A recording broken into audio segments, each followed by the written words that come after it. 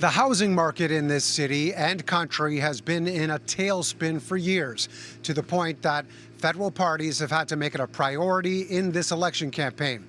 Whether it's not being able to make rent on a monthly basis or someone looking to buy their first home, many are paying close attention to what is being promised over the next month. I would love it if the parties were held accountable for their stances on something that's so crucial to people's lives.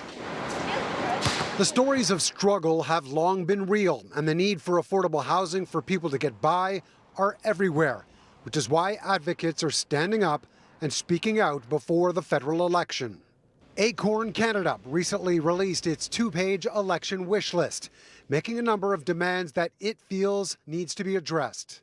Among them is to create and protect affordable housing by building 1.2 million new units over the next decade, mandating rent control and a rent relief fund. We want to, really keep the pressure on. I don't think that you deserve to live in this city more just because you make a lot more money, right? I think you should be able to live here regardless of, your income level. Liberals' existing national housing strategy has pledged $70 billion over a decade already, some of which is aimed at creating affordable houses directly, including funding made available for its Rapid Housing Initiative.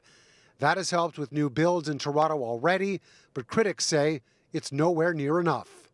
Mayor John Tory indicated today that he would be sending a letter to the federal party leaders, outlining major priorities for the City of Toronto, including the need for ongoing support on affordable housing. My major focus will be on the sustainability of whatever it is they say they're going to do. Because it's fine to have programs that last for a year or 2 years or even 5 years, but we need to know that we're going to have a partnership. The Conservative Party's housing platform, presented by leader Aaron O'Toole today, was aimed at those struggling to buy a home. He vowed to provide 15% of federally owned land to build 1 million new homes over 3 years, banning foreign investors from purchasing homes if they don't live in them as well. NDP leader Jagmeet Singh also addressed the housing crisis this week, saying his party would put a 20% foreign buyers tax in place and make it more difficult for domestic corporate investors to drive market prices up. The NDP pledged to build 500,000 affordable homes in 10 years.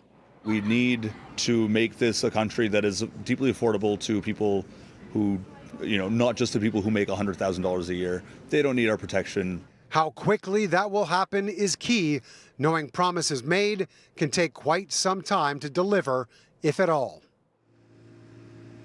Now, among the other demands from Acorn, mandating banks to provide affordable loans, reviewing the current EI system and making it even more accessible, in addition to introducing a new wealth tax, 1% on every $20 million earned.